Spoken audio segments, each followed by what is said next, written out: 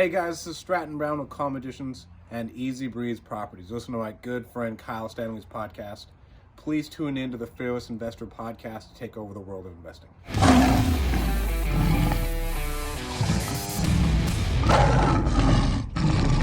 Hey, welcome into the Fearless Investor podcast, and we are talking today with Stratton Brown about the deal from hell. I'm not exaggerating. You're going to see how we took a deal that looked like it was going to be a piece of cake, and it ended up that almost everything possible went wrong.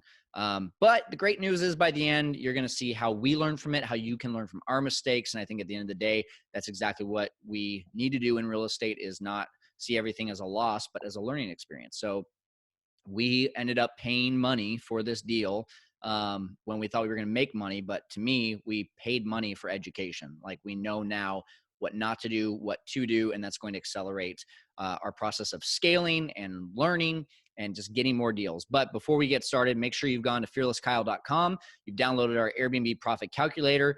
Everyone is downloading that. They're using that as a way to be able to figure out, do they have an Airbnb deal or an Airbnb dud?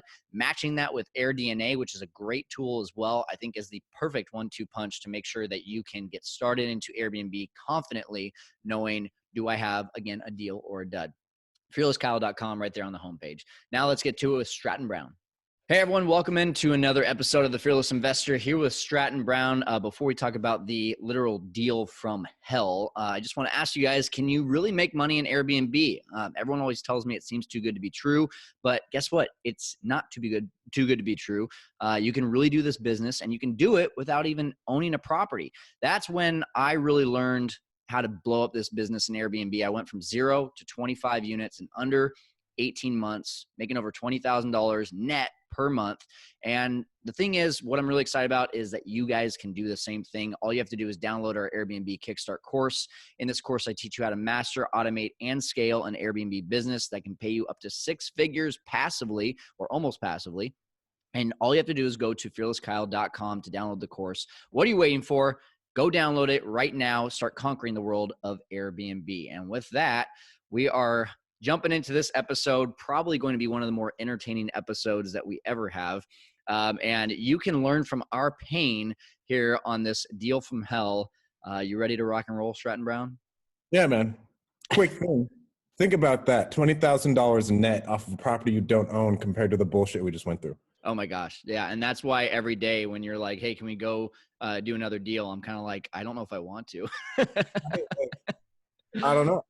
I want to buy more stuff north of Shaw and have really low, and if it's a high entry fee, it's still going on Airbnb, and we can just pay off investors faster. But yeah, well, and I guess that's honestly a really good spot to start with this. And we were going to end with some learning lessons, but I do want to let people know, learning lesson wise, like, I didn't start this with you until I mastered Airbnb and mastered another exit strategy. Like, to me, that is where you need to be in your business. Like, Stratton mastered wholesaling before he got into this. I think it's really easy to get into real estate and be like, oh, cool, flipping and wholesaling and yeah, long-term rentals, exactly, and subject to, and you're just like, and suddenly before you know, you're just really average at a lot of things, and you're really not making the money that you can. Whereas if you really zone in and master one and then start adding that other stuff in to diversify, that's where I think you're really going to be at. And that's where you and I started this. You agree with that? oh yeah, and I'd say have freaking reserves. Yeah. Right? Because this deal that was supposed for anybody else, like if they're going into it, it'd be what we thought, just low entry fee, no problem deal. Ends up, if we didn't have fucking money in the back, Yeah. it'd have been a disaster, dude. Could have been a very big disaster. So let's set the stage for people. I've got a lot of notes here that I'm going to be reading off of. This was a property in 93702, right? Yeah. And if you're not familiar with that, which most of you aren't, that's basically downtown Fresno. And the type of person that you're going to get in downtown Fresno is not your top end buyer, not even close. But funny enough, like literally 4 houses down from this house, Stratton had wholesaled me a flip about a year prior. And I was like, hey, that thing literally, like, we had no issues during the flip, and we sold it like while it was being flipped. I didn't even have to put it on the market. And so Stratton brings this deal to us for this for this business. And he says, hey, listen, the loan's at 155. I think we can resell this thing for 217, and it's a $5,000 purchase price with like literally closing costs and paying the wholesaler, paying the realtor, and also like maybe $500 to $1,000 of like a little bit of upgrades. The house was in really good condition. And he said the only downside is that, the loan or the mortgage is about 950. And I think we're probably going to like get rent at about 1,300, or the mortgage on the seller finance at 1,300. So it's not going to be a ton of cash flow. So then like really the big thing that you and I looked at was what kind of down payment can we get? And what did you think we could get? We were shooting for 35, right? I was like, well, so my approach was, we're in Fresno. It's a brand new flipped house. Like, this house was flipped a year prior. Yeah. Completely redone, everything. So I was like, okay, yeah, it's a no-brainer. It should sell a lot easier. And since we're in Fresno and the way the market's been going, someone's going to want to pay us for it. And in that demographic, there's a lot of people who just have cash and can't qualify. Yeah. And so do it on them. Yeah. And so, I think I was even out of town when you brought this deal to me, and I was just like, yeah, I mean, go take a look at it if you like it. You and I were both just like, the cash flow isn't that exciting, but it's going to go quick. We had proof of concept 4 doors down the year before.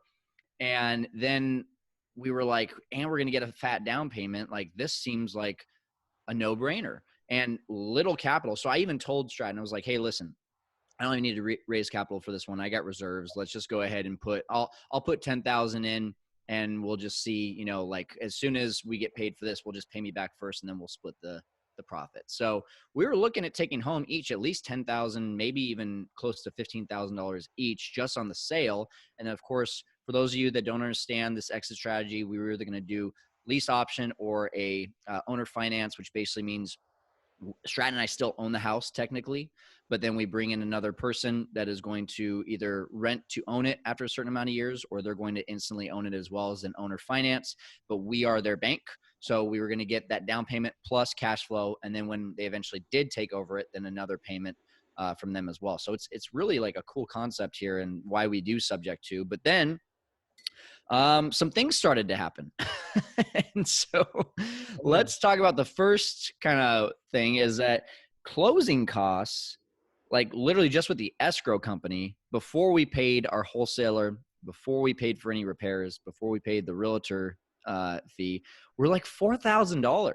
And we were like, whoa, where did that come from? Yeah. And this is an FHA loan. So we had to find a certain title company who could even handle the transaction, who was comfortable doing it in the state of California. Right. If you're in other states, you can find someone who is a lot more comfortable, but there was no way in hell. Like we still only have one person who can handle our transaction for us, pretty much. Yeah. If it's a regular loan, Dana at Placer can handle it, but we have one FHA loan, one VA loan, and then one regular loan. Yep. So already we're like, okay, closing costs were almost 2 to 3 times what we thought they were going to be. Yep. And then after we closed, we were hit with this forbearance from the seller that they had not paid on their mortgages. That was another $4,500.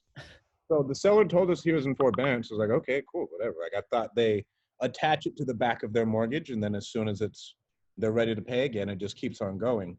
And the way it worked is that HUD attached a second position mortgage on there, and we couldn't even close on the house until the second position was paid. Yeah. So what I wish we would have done, because I heard about someone doing it, is just telling the freaking company to add it to the back end of the mortgage completely, so we didn't have to come out of pocket. Okay. But I would have no way to even go about talking to them about that. But that's what we should have. If we could find a way to do that, that's what should have been done. Okay. And that was what, $4,500, and then that was before we even closed, right? So another cost just popped up. So that's $8,000. Yeah. Before we even closed. But we were sitting there like, okay, it sucks, but at the same time, this should be a fat deal to at least start off. So, okay, instead of us making 10 to 12 each, now we're going to make, call it, 8 to 12 or 8 to 10 each. And so we were like, not a huge deal. All right, we'll run with it. But then, like going back to what I said before, we had this proof of concept and we figured this thing was going to fly. We thought we were going to post it on Craigslist and Facebook Marketplace, Zillow, and people were going to be like, we want to go see it. Let's go see it. And we did get that. However, of the 800 messages at least that I have in my Facebook Marketplace, which we need to outsource that ASAP. Other phone calls that came in through my system too, right? We had no completely, I built out a system to where they call and they send us all the info. We send them the open house date, and we got a couple hundred phone calls from that. So we're talking literally 1,000 leads. And guys, I'm not exaggerating when I say 2 were qualified. We had 2 open houses. The first open house, people like showed up and they were like, "Oh yeah, how much is the rent on this?" And the realtor that we had there was like, "Well, you know, there's a down payment and then rent." And no one even understood that it was a rent to own. They just thought it was rent. And I look back and I'm like, every single message that I had with each person said, "I want to make sure you understand what rent to own means." And so we had all these people that just blatantly ignored that this was not just a rental. So the first open house was a bust. And we paid our realtor something like $200 to be there. So that's another $200 out the door. And then the second one, we had 2 qualified leads. One showed up and loved it, but said it wasn't big enough for their family. The other one ended up being the eventual buyer. So, phew, we're done. Okay, we're going to close this thing. That's like early December, I want to say, when that buyer actually came through. August. What's that? Oh, yeah, we closed in August, by the way. Yeah. We closed on this thing in August. What else? Well, September. And then we were trying to find a buyer this whole time, right? We had our realtor talking to people and everything else. And that is one thing, again, that we will outsource. I think it just needs to be built into, what's it called? Acquisition costs. Like, okay, we're going to pay this $1,500 to get this thing done. Yeah. That's how you're going to make your money. $1,500, get it sold. You handle all of that. Yep. There's going to be the dispositions department for this. Yep. 100%. So backing up there for a second, because I just kind of hurried up to the buyer, but there was a lot of stuff that happened between August and December that was not fun. For the first part. Yeah. So go ahead. Let's talk about the neighbors. Well, let's talk about where we got the deal first. So at least people know where we got it and the type of situation that it was too. Right. So my really good friend, Michael Butler, had a connection with a realtor. Realtor brought him the deal. Michael Butler didn't know what to do with it. He calls me. He's like, "Hey man, you want to buy this house sub 2?" I was like, "Okay." And then the situation is the guy was in a gang and his house was being shot at and he was getting his life threatened. So he had to get out immediately. There's literally a bullet hole in the window. Yeah, like bullet holes in the window. They had a drive-by shooting like a day before signing. And they're like, "We need to get out of here." And so cool. Yeah. Like, okay, whatever. Like, here we go. I don't even know how. He didn't even get that much money to get out because there really was no equity. And then right before we close, like we hadn't even closed on this house yet. The mom calls me saying, "Hey, these guys are in the house." She already called the cops and everything else, bless her heart, and she was there solving it. I show up with Caesar, and I call you to get our contractor on the phone. Yep. And I walk in there. They'd ripped out our entire security system, kicked down our door. Yep.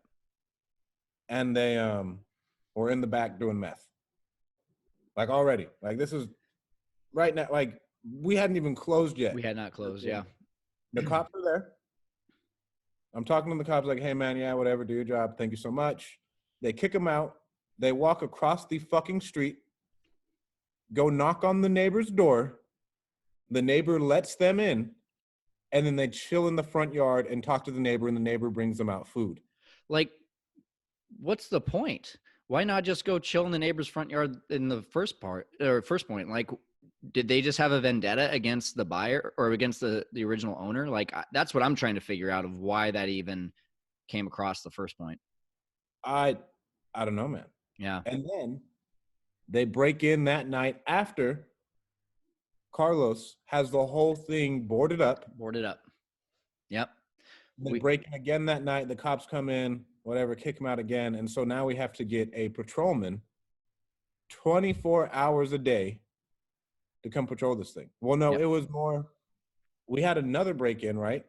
After we had the patrolman there. So Right. I was like, oh, whatever. So we have a patrolman monitoring there at night. They break in during the day. Yep. And so I tell the patrolman, all right, I need to double down. I need someone there 24/7 patrolling that. Yep. And I think looking back at this, the biggest difference is the type of person that we bought it from. There was already issues going on there. So it was probably going to attract more issues with this guy being in a gang. The other part was that, we kind of compared it to the house that was 4 houses down. Well, that house 4 houses down had a house on each side of it. This one was a corner lot, and people were able to get in very easily. They didn't have to hop fences or sneak in. They literally could just walk through the fence and be in the yard without other people seeing. So it's crazy how much of a difference there was just literally 4 houses down. Like, that was just blowing my mind the entire time. And the house I sold you, Yeah. there was homeless people all over in the back of that thing. Oh yeah. But we got them out once and they were gone for good. It was so easy. I think the difference there too is that we had a crew that was working on it pretty much day and night. And so people knew they couldn't just like chill there, that they were going to get caught. Where this one, I mean, we literally had this thing boarded up for close to 3 months. Yeah, this thing was boarded up. And Yeah. so keep in mind, we're taking strokes on this mortgage every month too. Yeah. We're losing money on the mortgage.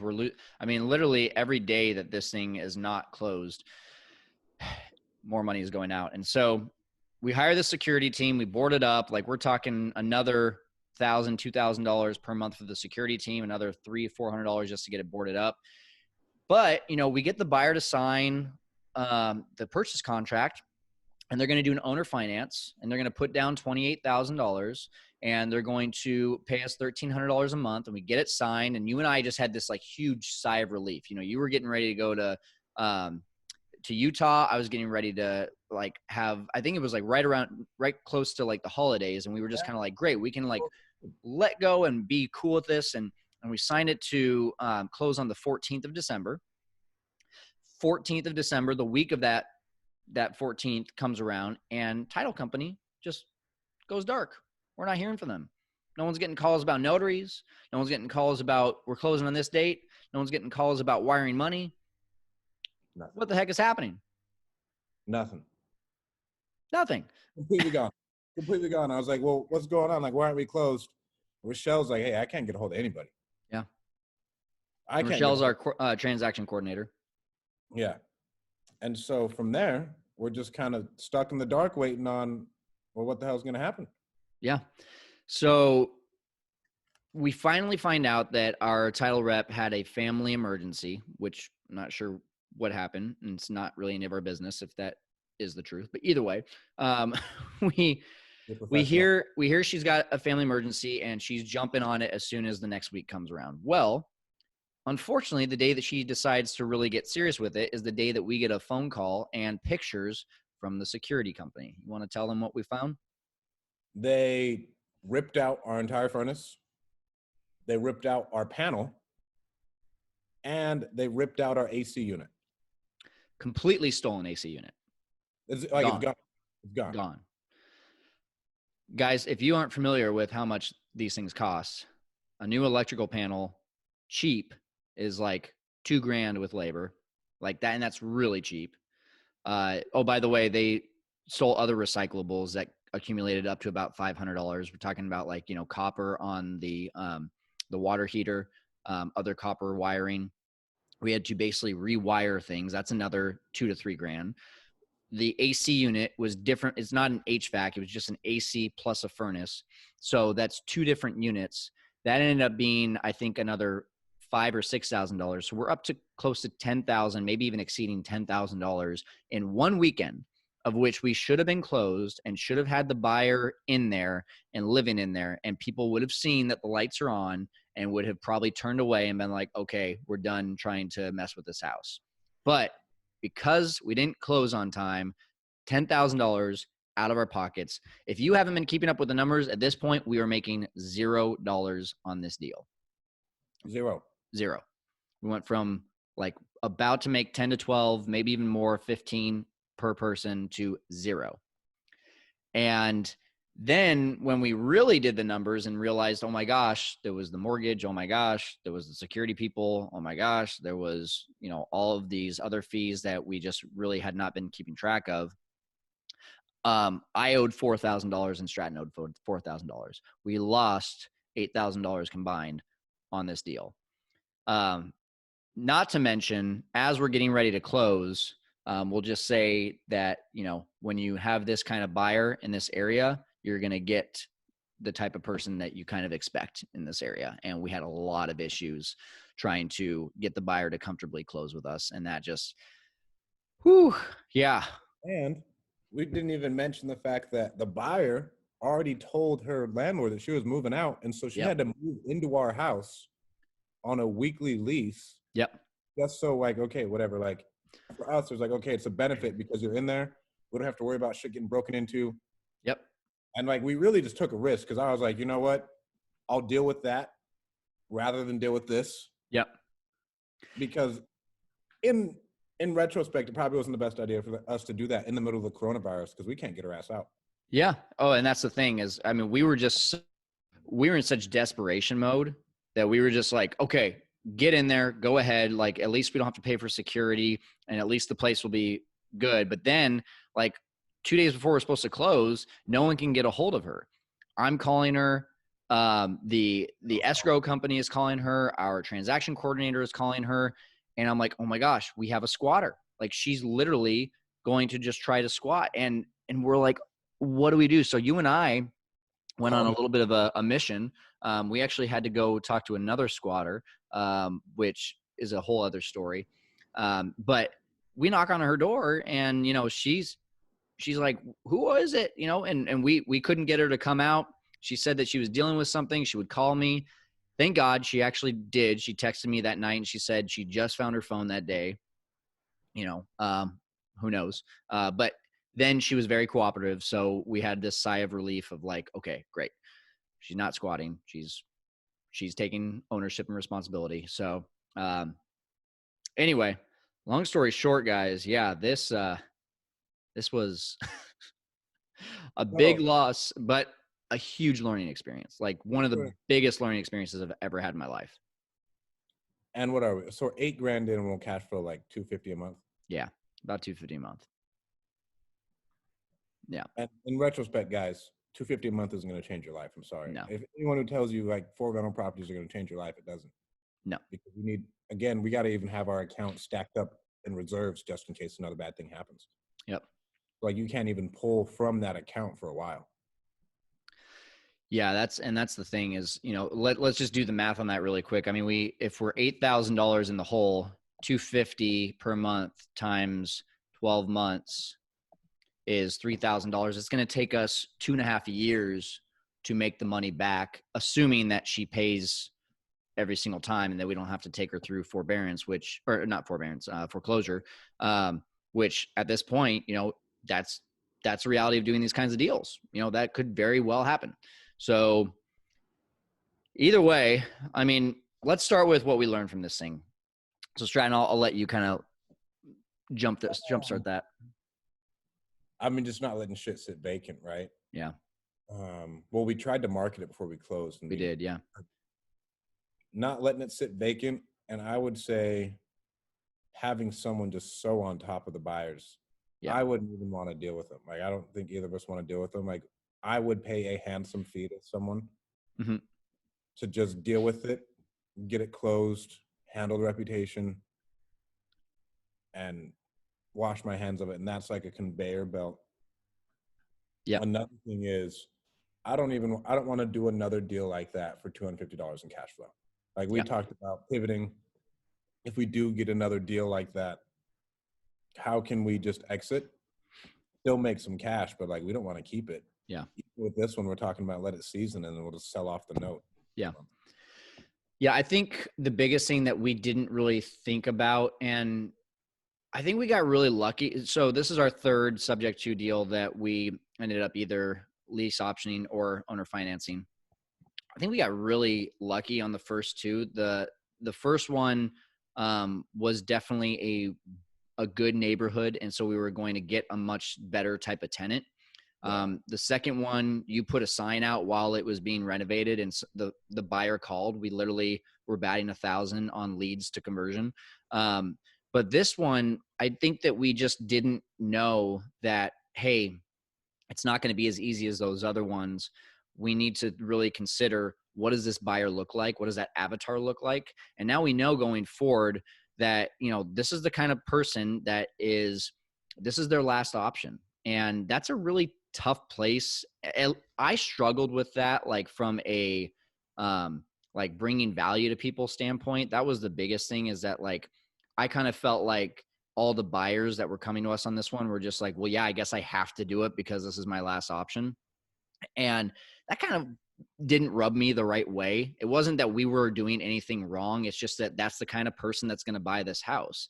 And unfortunately, because of that, you got someone who either has not been financially responsible, which really wasn't this person. They have a lot of things just with taxes that they just weren't able to really qualify for a loan, and probably will never be able to qualify for a loan. But I just think that that was the big thing we didn't take into consideration, was that this is not going to be the $400,000, $500,000 home that someone who is trying to, call it, bring their family into, and they lost their home, but they have a lot of cash reserves, and they just have bad credit, but they have, a great job, and they're just trying to rebuild their credit in the next 2 years. This is more of someone that, like, hey, this has kind of been the way that I live life my entire life. And now I have to come and try to find like the only option for me that I'll ever have to buy a house. And so we have to really like take that into consideration, I think, moving forward, and deciding, is that the kind of person we want to have a relationship with long term as a rent to own or an owner finance, or is that the kind of person that we just want to say, hey, let's just take this thing over subject to, put like 5K into it, almost like a wholesale or a flip, and just throw it back on the market and sell it. And so I think those are things moving forward that you and I will be able to like really sit down and understand and say, remember how this happened? Now, do we really want to go through that again? And how can we avoid that? Well, and so we bought it at 155 or 8 grand in, and we have, what is it, 217 loan. 217, yeah. Yeah. What's that spread? Like, that's a decent spread for us on an exit. Mm-hmm. But like, it's hard because we were able to buy this subject to, because there was no equity and no one else could buy it. Right. And I was like, okay, I'll buy it. Like, you'll get it. We're like, okay, yeah, we'll buy it. You can get a couple grand. Awesome. But we just have to evaluate how, if we even want to take these on, and if we are going to take these on, what are we going to do to make things go a different way? And like, do we bring in just another partner and like, hey, this is your spread. You handle all of this nonsense. Yeah. We know how all the inner workings go. We'll handle all the paperwork. You'll get 3 to 5 grand. Handle all of this. But then at the same time, I thought, I just don't think the cash flow is worth it. I really don't. Yeah, I think that was really the big thing, is if like we have one in Bakersfield where the mortgage is under $500 a month, and we're getting the same $1,300. And it's like, yeah, this is worth it. That is definitely a big chunk of change every single month. When you call $250 that you're splitting between two people, I mean, it's just one of those things that this would have had to be, to me, we have to have that like basement of cash flow that we're willing to accept. And I don't think it's anywhere close to 250. I think we're talking at least $450, $500 of cash flow. And so now we start looking at, to me, like one of the things that you and I talked about is how we can get into these better neighborhoods, so that we can maybe start looking at, well, is Airbnb the exit strategy? Or is at least the avatar of the person of which we're going to sell this thing to, or lease option it to, going to be a much better and qualified person in regards to their financial history? I think that really, to me, is what makes this exit strategy very attractive, if we can learn and do those types of deals. Yeah, and I mean, so the hard part is right now with everybody, there's no foreclosures happening. Right. That is getting these in good areas and even getting your hands on them, right? Because you can still go, like, no one really is in pressure to sell. Like, why would I sell? Like, I can live here for free. Yeah. And so getting them in those good neighborhoods, like setting a certain amount of cash flow that we want, and I'd maybe just saying no to certain neighborhoods. Yeah. Just be like, you know what, not really worth it. Right. And if it is worth it, it's gonna be like the Bakersfield house, to where like, okay, yeah, the cash flow on here is crazy. Yeah, Yeah. makes sense. Like if it's another like $700 in cash flow, okay, like I'm entertained, and I'd like to lease option again so we get the tax benefits. To put it That's simply, we yeah. don't get tax benefits from this. Right. Exactly. When you owner finance, no tax benefits, lease option, you do. So So we that's, yeah. what, $125 each, Yeah. no tax benefits, to where I can go donate plasma, and it'll probably take the same amount of time that I put into that. You know what I'm saying? Right. I think at the end of the day, what we're talking about here is the reward worth the risk. And I think this one, although we didn't think it was very risky, we saw that there wasn't going to be a very high reward, but we didn't think about the worst case scenario, which is what if this thing goes south? Then the reward definitely isn't worth it. So yeah, I mean, I I'm looking at this and I'm just thinking, if we can get into those better neighborhoods, especially doing these as Airbnbs. Like, think about this. I talk all day long about Airbnb from either a ownership, arbitrage, or management standpoint. What about a subject to standpoint? Like, you're basically doing like arbitrage and ownership combined, because you don't have to put a ton of money into this. And suddenly you've got a nice piece of property that you got for, call it, maybe at the most $10,000, just to be able to catch people up on their mortgage. And you got to furnish it. So like that, to me, man, if we can do that and we can build an Airbnb portfolio through subject to, while getting those tax benefits, while owning, while getting the equity paid down as well, like that's a home run to me right now. Without a doubt. And I would say we're always raising cash moving forward. Yeah. We're always raising cash moving forward, and just like have a set amount that we raise, and then if we don't need it, we just pay out the investor, and like, okay, this is what the note's going to be now. Here's what I also like, and I think this is a really good lesson for people to learn right now. When people do start foreclosing and things do hit the fan, you and I will have all this experience and we'll be seasoned to be able to know what we're looking for. Whereas a lot of people will just take advantage of that time and be well behind us in regards to their knowledge of how to run these things, that we're going to be a step, 3 steps, 5 steps above all these other people who are just then starting to get into it. And that'll allow us to capture more properties, capture more cash flow, say no to the ones that we know that are going to be tougher deals, and really allow us to spend our time on the ones that we know are going to cash flow and be just home runs right out the gate. Exactly. Yeah. Cool. Hey, as always, before we wrap up here, I want to make sure people know how to connect with you and what you've got going on. You got a lot of things going on. Just kind of a brief overview of how people and why people would want to connect with you. I'm a badass. It's true. He is. Sorry about that. Except for when he forgets to turn off his notifications on his computer. When I have a meeting for the call center that I was about to tell everybody about. If you guys are looking for cold callers in the real estate industry, go to callmagicians.com.